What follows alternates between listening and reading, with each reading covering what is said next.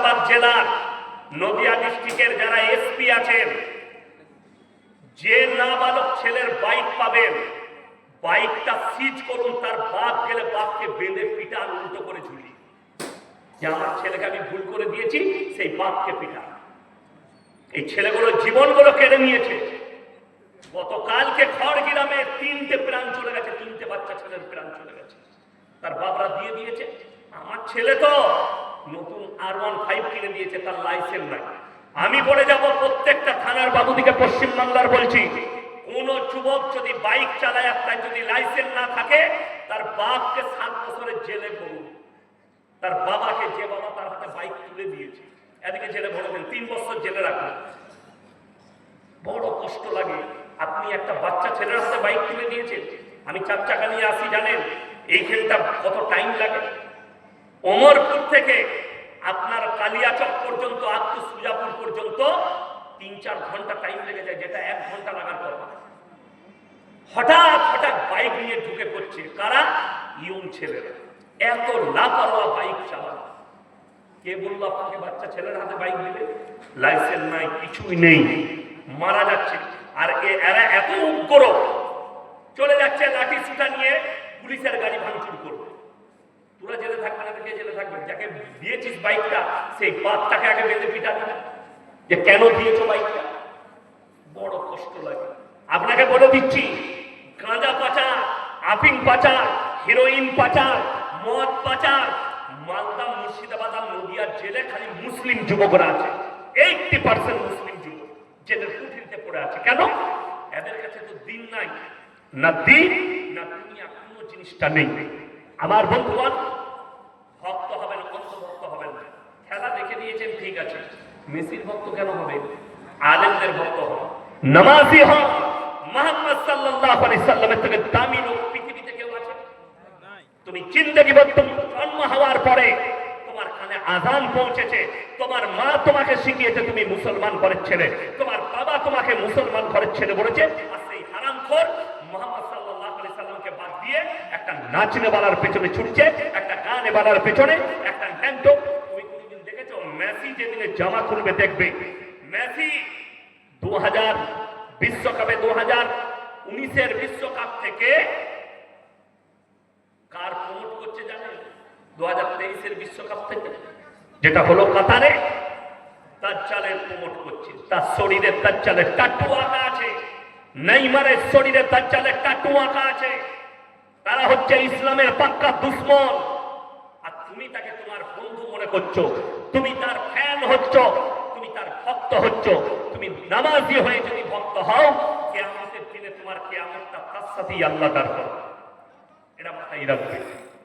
আমার বন্ধুগণ, আল্লাহর কাছে যতগুলো পাপ আছে, নিকৃষ্ট পাপ হচ্ছে শিরকের পাপ।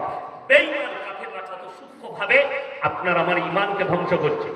আমরা নাম শুনতে পাচ্ছি, ধর্ম যার যার, উৎসব সবার। কারা বলছে?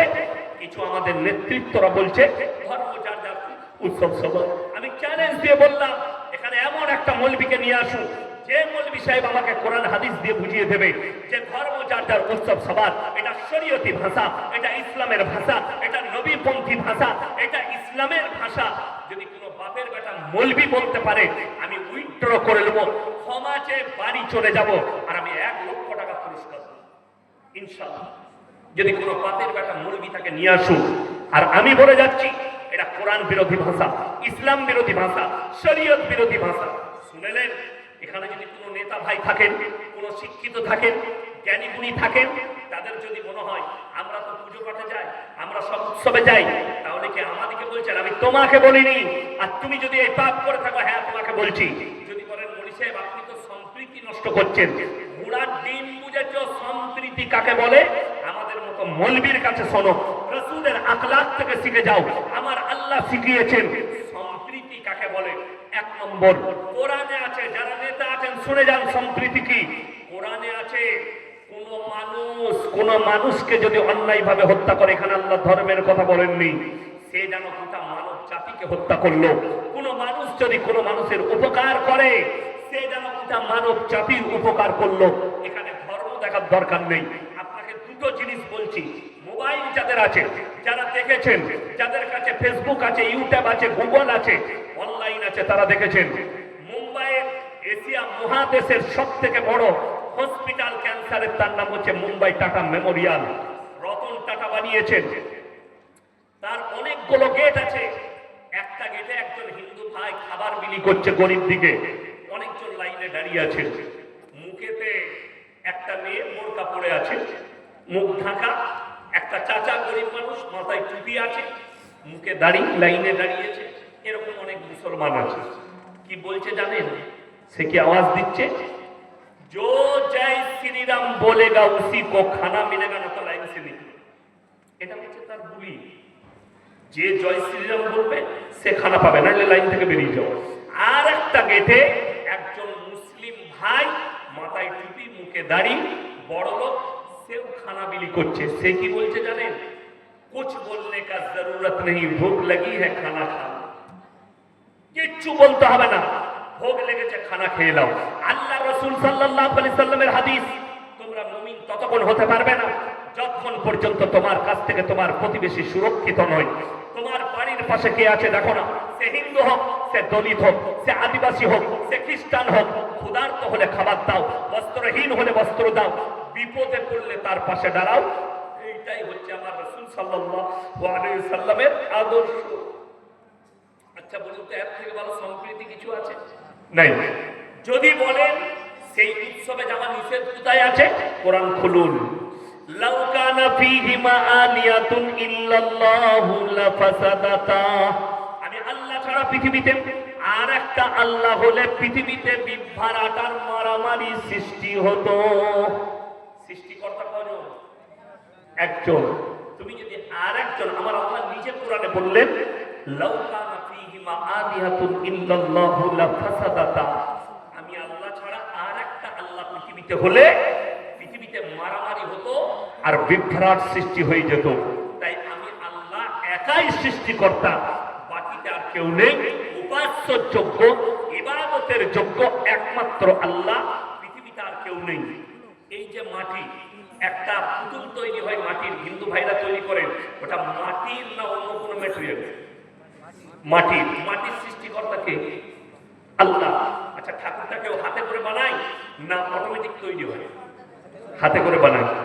ইব্রাহিম আলাইহিস সালাতু ওয়াস সালামের আব্বা জানের তিনটে কাজ ছিল। কটা কাজ? তিনটে।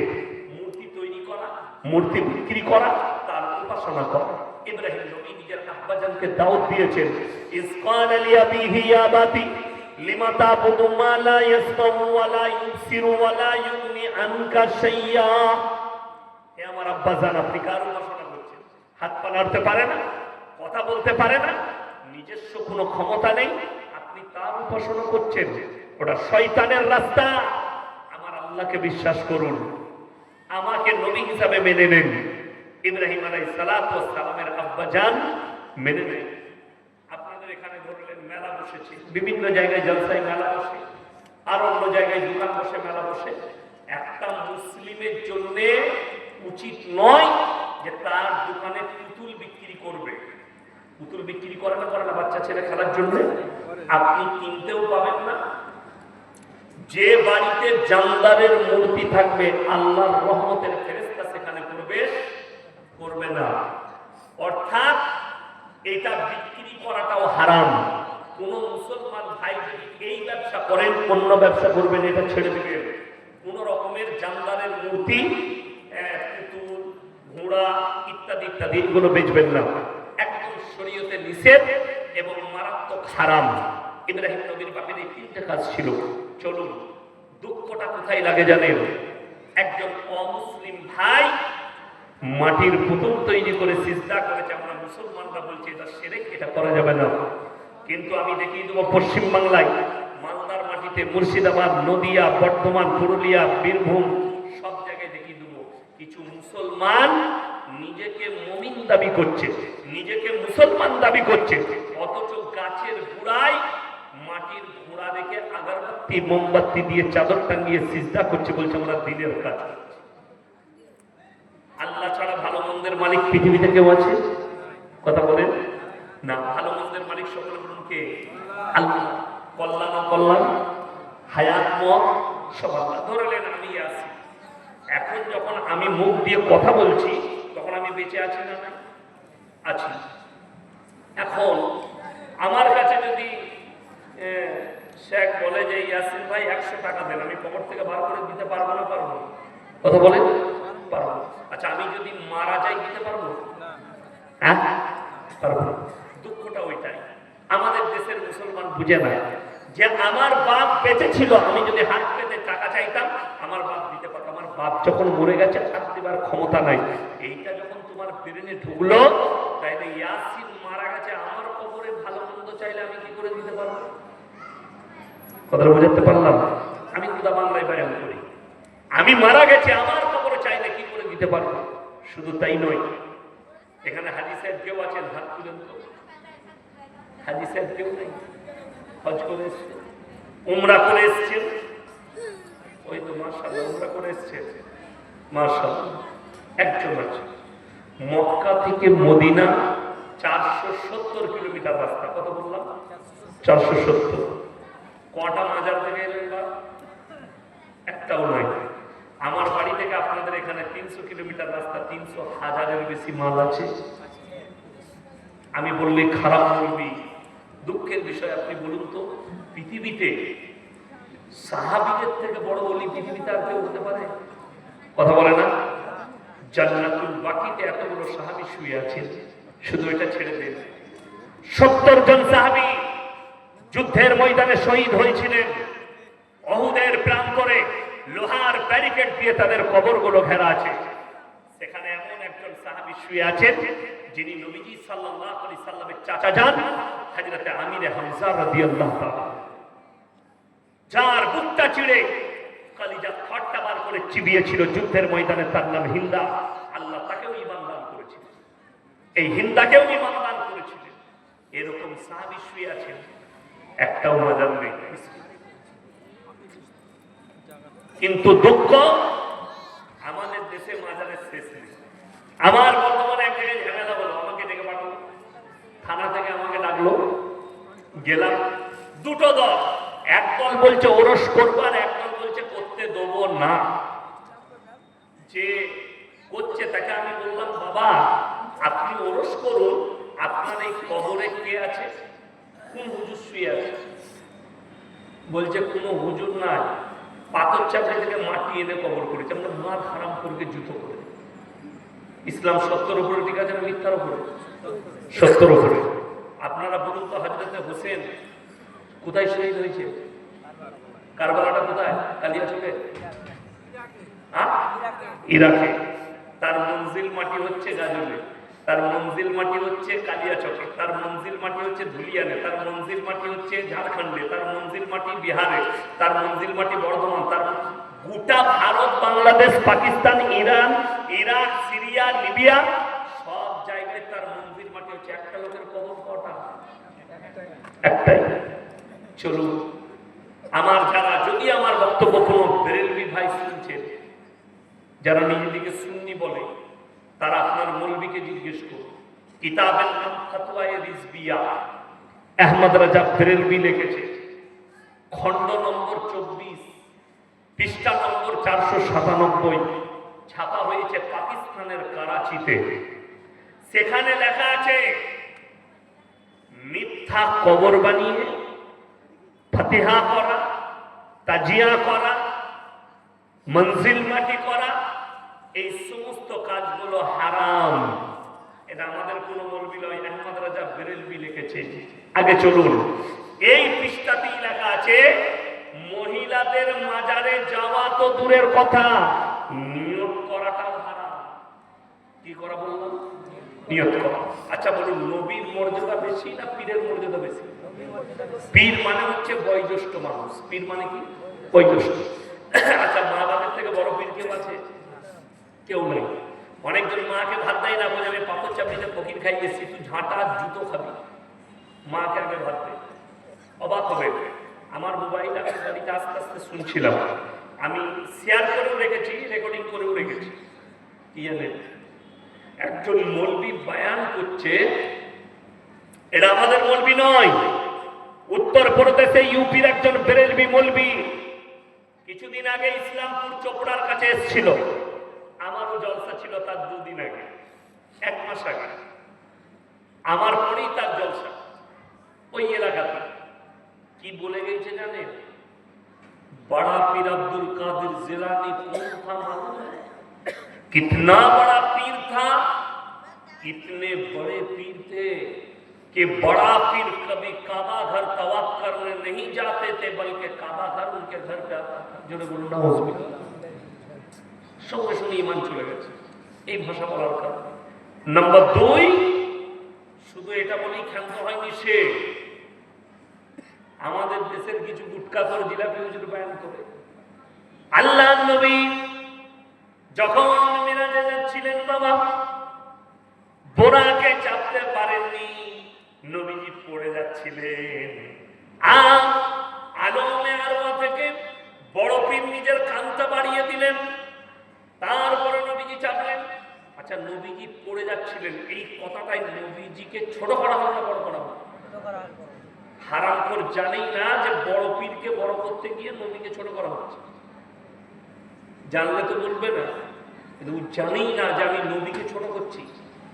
এই কথাটার কোনো বাস্তবতা নাই। তারপরে শুধু এটা নয়, বলছে বড়া পীর जब इंतकाल हुआ कब्र में दफन किया बड़ा पीर को, और बड़ा पीर जब कब्र में चले गए तो फरिश्ते आ गए सवाल करने।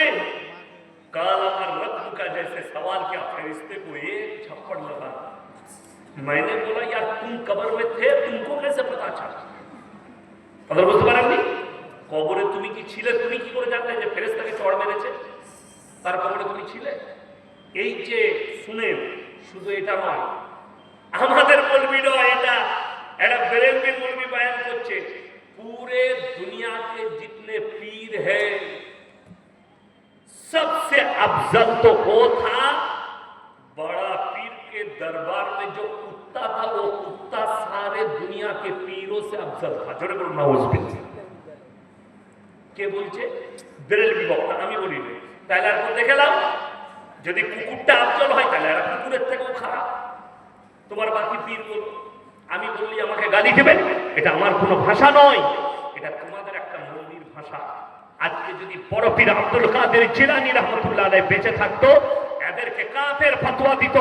তার নামে যা মিথ্যাচার হয়েছে, তার নামে যা মিথ্যা প্রতিবাদ করেছে, মিথ্যা ফেলিয়েছে এরা, তিনি কাফের বলে ফতোয়া দিতেন। আগে চলুন, যতগুলো ভারতবর্ষে বড় বড় মাজার আছে, প্রত্যেকটা মাজারে একটা করে পুকুর আছে, দেখবেন। কি আছে বললাম? পুকুর। এই আপনাদের এখানে পান্ডুয়া বলে একটা জায়গা আছে, আদিনা পান্ডুয়া, ওরা বলে পান্ডুয়া শরীফ। নাউজুবিল্লাহ, পান্ডুয়া আবার কি করে শরীফ হল? এইটাই তো মানুষকে বুঝাতে পারি না। আল্লাহর কাছে যতগুলো পাপ আছে, নিকৃষ্ট পাপ হচ্ছে শিরকের পাপ। আল্লাহ ব্যতীত ভালো মন্দের মালিক কেউ নেই। এরা নবীর থেকে বেশি মর্যাদা বড় পীরকে দেয়। বিসমিল্লাহ, আলহামদুলিল্লাহ। আমি প্রত্যেকটা ভাইকে অনুরোধ করব, নিয়ত করলেন আমরা শিরক থেকে বাঁচবো। জোরে বলুন ইনশাআল্লাহ। কবরে চাদর চড়ানো জায়েজ হলে আল্লাহর রাসূলের কবরটা আসমান পর্যন্ত হিরে মতি মুক্ত চাদরে ঢেকে দেবে। কবরে সিজদা জায়েজ হলে আল্লাহর রাসূলের কবরে আগে জায়েজ হতো, নবীজির কবরে জায়েজ নেই। পৃথিবীর আর কোনো মৌলবী মোল্লা পীর ফকিরের জন্য জায়েজ হবে না। আল্লাহর রাসূলের কবরে ভালো মন্দ চাইতে পাবে না। পৃথিবীর আর কোনো মৌলবী মোল্লা পীর ফকিরের কবরে ভালো মন্দ চাওয়া, কথা বলেন, যাবে না। বড় কষ্টের বিষয়। হযরতে উমর, হযরতে আবু বকর, হযরতে উসমান গনি, হযরতে আলী, হযরতে আমির হামজা, শোয়েবা, লুতবা, এত দামি দামি সাহাবীরা শুয়ে আছেন, তাদের মাজার নেই, তাদের কবরে সিজদা হয় না, তাদের কবরে লোক ভালো মন্দ চাই না। আর আপনি বলছেন কুতাকার কে মারা গেছে বলে তার কবরে গিয়ে লোক ভালো মন্দ চাইছে। সব থেকে বেশি ফেরে পড়ে মহিলারা। বাচ্চা হচ্ছে না, মাজারে গিয়ে বাচ্চা চাইতে যাচ্ছে, কবরে চলে যাচ্ছে বাচ্চা চাইছে। বাচ্চা হচ্ছে না, অমুক মৌলবীর কাছে গেলে তাবিজ দিলে বাচ্চা হবে।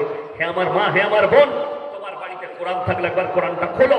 কোরআনে স্পষ্ট ভাষায় আছে, সূরা আল ইমরানের প্রথম পৃষ্ঠায়, ওয়াল্লাযী ইউসাউবিরুকুম ফিল আরহামি কাইফা ইয়াশা লা ইলাহা ইল্লা হুয়াল আজিজুল হাকীম। হে আমার নবী, পৃথিবীর মানুষ মানুষকে বলে দাও, মায়ের গর্ভে বাচ্চা আমি আল্লাহ দান করি, আমি আমার ইচ্ছা মতো বাচ্চা দান করি, আমি কারো পরামর্শে আল্লাহ কাজ করি না। জোরে বলুন সুবহানাল্লাহ। লাস্টে বলবো, তিনটে সাদকা দুনিয়াতে করে যান, রেখে যান, কিয়ামতের সকাল পর্যন্ত নেকি পাবেন।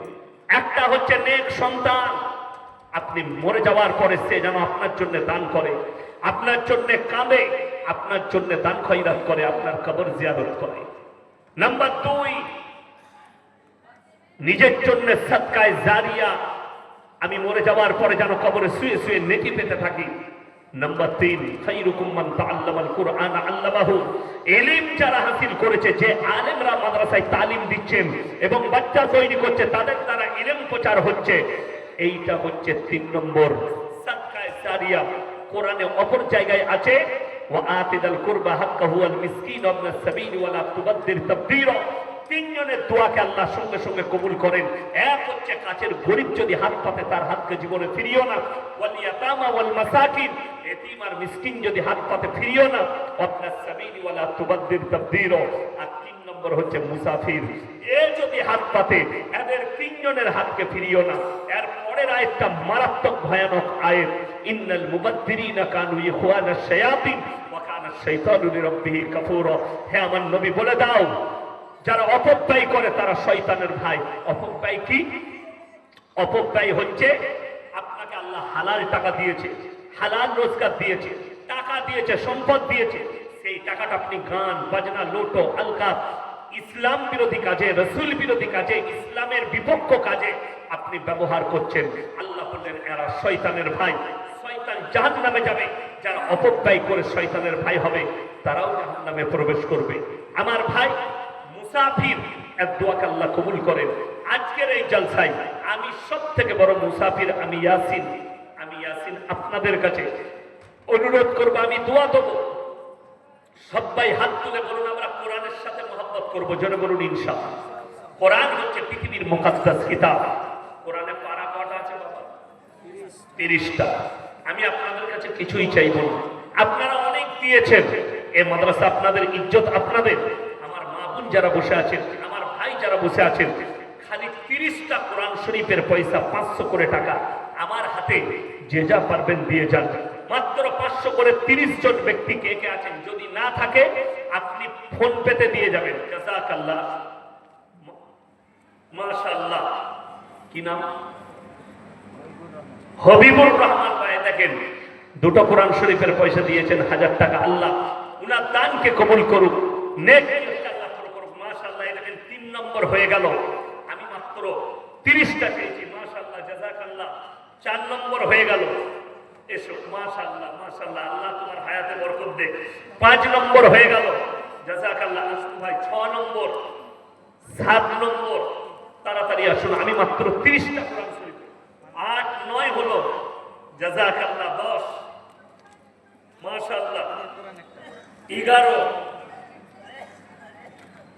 11টা হয়েছে, মাশাআল্লাহ। 12, 13, 14, 15, 16টা, মাশাআল্লাহ। আসুন ভাই, 17টা হয়েছে। মায়ের দিকে বলবো, মায়েদের মধ্যে কে আছেন? আর মাত্র 13টা লাগবে।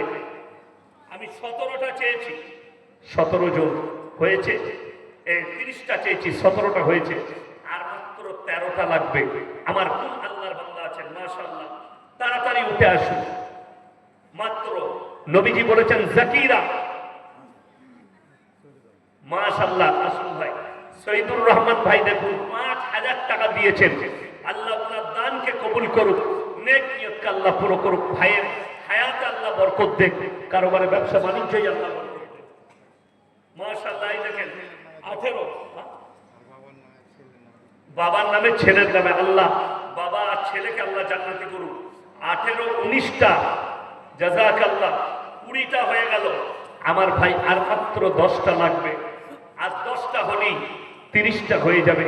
আমার মা বোনরা যারা আছেন অনুরোধ করব, কে আছেন, কোন মা বোন আছেন, একটু আল্লাহর ওয়াস্তে আসুন। মাশাআল্লাহ, 21টা হয়ে গেল, জাযাকাল্লাহ। 22টা, 23টা, আসুন, মাশাআল্লাহ। 24টা হলো, আর মাত্র 6টা লাগবে। আমার কোনো মা বোন থাকলে নিজের জন্যে, আব্বা মায়ের জন্য, সন্তানের জন্য। মাশাআল্লাহ, জাযাকাল্লাহ।